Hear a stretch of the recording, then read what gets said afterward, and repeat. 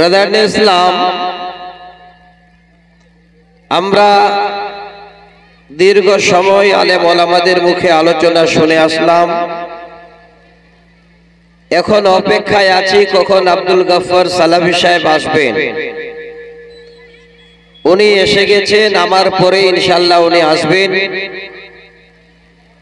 আমি আপনাদের এই ফারকিয়া গ্রামবাসী বা এই মাদ্রাসার স্টাফদের সত্যিতেই আমার হৃদয় থেকে মন দিয়ে হয়তো ভালোবেসে ফেলেছি। আল্লাহ পাক এই জন্য হয়তো আমাকে কবুল করেছেন। আপনারা যখনই সাড়া দেন আমি কিন্তু আপনাদের ডাকে সাড়া দিতে পারি। এর আগেও আমি আপনাদের এই মঞ্চে সহিহ সুন্নাহর উপরে অনেক কিছু কথা বলেছি। আজকে আমি আপনাদের সামনে খুব লম্বা করব না, একদম কিমতি সময়, অল্প সময়ের মধ্যে একটি মাজমুনের উপরে কিছু কথা আমি আপনাদের সামনে বলবো।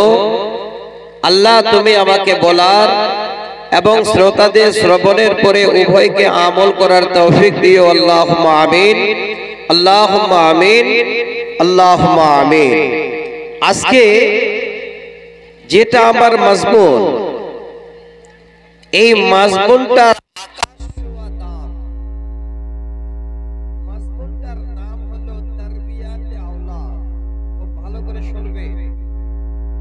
প্রয়োজন আছে, এই সমাজে আমাদের দরকার আছে।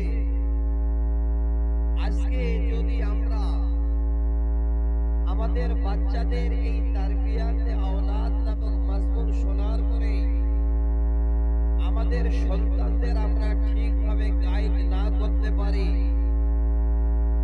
সন্তানদেরকে আমরা যদি অবহেলা করে ছেড়ে দিই, তাহলে জেনে নেবেন এই সন্তানদের কারণে, এই বাচ্চাদের কারণে মা বাবাকে কিয়ামতের দিনে আল্লাহ পাক রব্বুল আলামিনের কাছে সেদিন জবাব দিতে হবে। পৃথিবীর বুকে যত মা বাবার সন্তান আছে, এই সন্তানগুলো হলো মা বাবার জন্য আমানত। আর এই আমানতকে, এই জিম্মেদারিকে যদি মা বাবা ঠিক মতো না নিভায়, ঠিক মতো করে এই আমানতকে লক্ষ্য না রাখে, তাহলে পরকালে এই সমস্ত বাবারা যেন সব থেকে বেশি ক্ষতিগ্রস্ত হবে এই সন্তানদের কারণে। আল্লাহ পাক এই জন্য সূরা তাহরিমের 6 নম্বর আয়াতে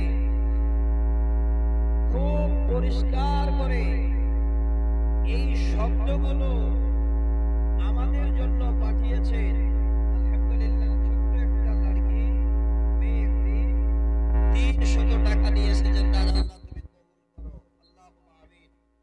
আর একজন 100 টাকা, এতক্ষণ ধরে টাকা দিল জি, তাও খালি টাকা দেয়া শেষ হয় না। টাকা না দিলে আবার মাদ্রাসাটা চলবে কি করে? জি, আমি আপনাদের আরো 1-2-4টা গজল শোনাবো, আল্লাহ যদি আমাকে হায়াত দেন। যদিও আজকে একটু তাবিয়াত আমার খারাপ, আমার আওয়াজে বুঝতে পারছেন, কিন্তু তারপরেও আমি আপনাদের কাছে মনের দিক দিয়ে এমন এসে দাঁড়িয়েছি, আমার মনে হয় না যে আমার তাবিয়াত খারাপ আছে। তো আমার দিনী বন্ধু, এই কোরআনের এই আয়াতের তরজমা আমি আপনাদের সামনে করছি, খুব ভালো করে আগে শুনবেন। পৃথিবীর বুকে পিতা মাতাদের, মা বাবাদের কর্তব্য কত বড় সন্তানের উপরে। এই সন্তানকে কি করে লালন পালন করতে হবে, তার কি কর্তব্য আমি আপনাদের শোনাচ্ছি। এই সন্তান হলো আপনাদের আমানত। এই আমানতকে আপনারা যদি কোন রকমের খেয়ানত না করেন, দিনদারি না করেন, তাহলে জেনে রাখেন আপনাদের এই সন্তানেরা আপনাদের এই সুন্দর সুশীতল কোলে থেকে তারা একটা ভালো পজিশন খুঁজে পাবে। আর মা বাবাদের জন্য এটাই হলো সন্তানের জন্য সবথেকে বড় কর্তব্য, যে সন্তানদের সর্বপ্রথমে আগে এই রকমের ইসলামিক শিক্ষা দিয়ে তার আখলাক চরিত্র সম্বন্ধে সর্বপ্রথমে মা বাবাদের আগে বাচ্চাদের এই জ্ঞানটা দিতে হবে। এটা একদম ফরজে মনসাবি বলা হয়েছে। আপনাদের আমাদের করতেই হবে। এই সন্তানদের আমাদের অনেক দায়িত্ব রয়েছে মা বাবাদের। যদি আপনারা এটা না করেন তাহলে আপনাদের আমাদের কিয়ামতের দিনে সেদিন জবাব দিতে হবে। আল্লাহ বলছে, রব্বুল আলামিন বলেন, বিসমিল্লাহির রহমানির রহিম। ইয়া আইয়ুহাল্লাযীনা আমানু কু আনফুসাকুম ওয়া আহলিকুম নারা। আল্লাহ বলেন, হে ইমানদার বান্দারা, যারা আমাকে আল্লাহ বলে স্বীকৃতি দিয়েছ, স্বীকার করে নিয়েছ, আমাকে আল্লাহ বলে মেনে নিয়েছ, তোমরা নিজেই বাঁচো এবং তোমার আহাল পরিবারকে জাহান্নামের আগুন থেকে বাঁচাও। আগে আল্লাহ নিজকে বাঁচতে বললেন। আপনি বাবা, আপনারা মা, এবার আপনারা বাচ্চাকে মাদ্রাসায় পাঠালেন, বাচ্চাকে আপনারা কোরআন শিক্ষা দিলেন, বাচ্চাকে আপনারা খুব ভালো করে দ্বীন শিক্ষা দিলেন। আর আপনারা কি হলো ভাই? আপনারা উঠছেন কেন? বসুন না। কি হলো আপনাদের?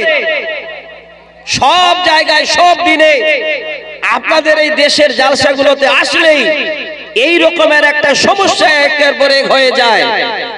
আপনারা বসে থাকেন, এমন কিছু হয়নি। কমিটির মানুষ আছেন, শুনেন, জিম্মেদার আছেন, কিছু হয়নি। আপনারা উঠছেন কেন? কিছুই হবে তো উঠে কেন যাবেন? আর আপনারা কি করবেন গিয়ে? কমিটির লোক তো আছে, যারা জালসার জিম্মেদার আরাকিন মুদাররিসিন আছেন, ওরা মুস্তাইদ আছে, তায়নাত আছে। কোনো মামলা হয়ে যায় তো ওর জন্য লোক আছে। যাবেন না গো। যারা গেছে ওনারা ভাবছেন যে আমরা গিয়ে ওদের সমস্ত কিছু সমাধান করে দিলাম। এই জালসাটা নষ্ট করবেন না। এই কথাগুলো আমি আপনাদের বলছি এত দায়িত্ব নিয়ে যদি আজকে পিতা আপনারা ঠিক মতোই দায়িত্বটা পালন করেন, তাহলে জেনে নেবেন যে আপনারা লাভবান হবেন কত বড় কিয়ামতের দিনে। এটা আমাদের দায়িত্ব, এটা আমাদের কর্তব্য। এই আয়াতটাকে এত বড় মূল্যবান আমি আজকে আপনাদের সামনে মনে করছি। তাহলে একটু ধৈর্য ধরবেন আপনারা। আল্লাহ কি বলছেন? ইয়া আইয়ুহাল্লাযীনা আমানু কু আনফুসাকুম ওয়া আহলিকুম নারা।